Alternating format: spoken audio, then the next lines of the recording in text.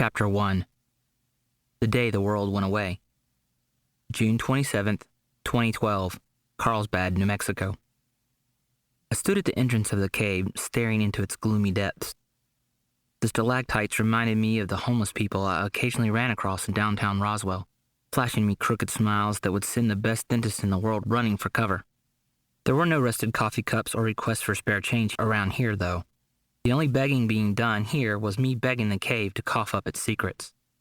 Sam, my best friend, finished securing the rope around my waist. After he completed the task, I worked a similar loop around his waist, ensuring it was snug enough that it wouldn't slide off, but loose enough that it wouldn't crush his abdomen.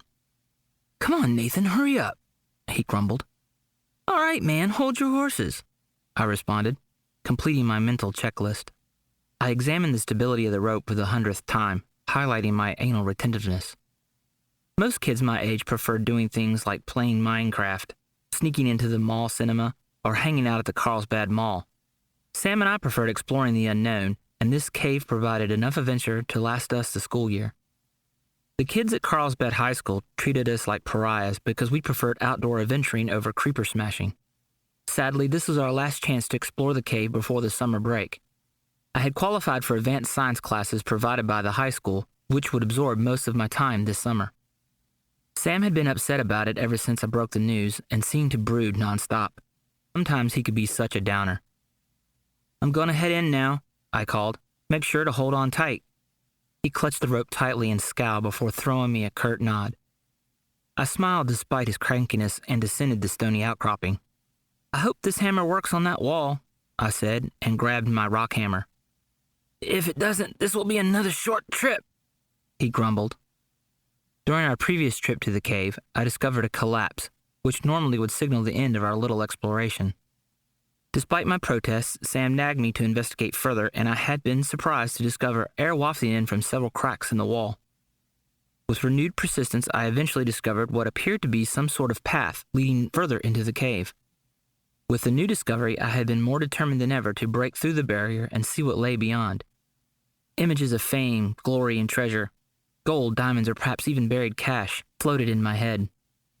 "Let's make this quick," Sam moaned. "My mother needs me to run to the grocery store."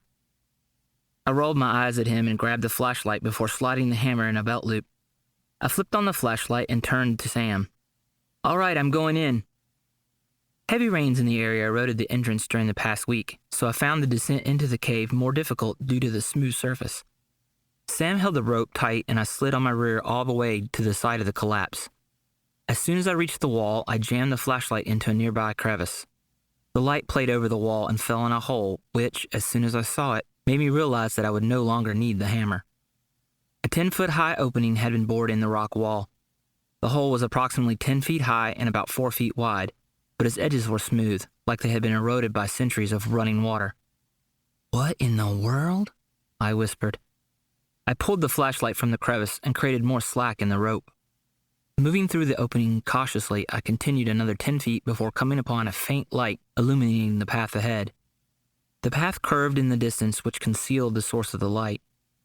Fueled by curiosity and frustration, I plodded ahead. I wasn't about to let someone else steal my glory. I switched the flashlight off and continued along the path. My footsteps, as well as my heavy breathing, ricocheted off the walls, creating an orchestra of sound that made it difficult to be discreet.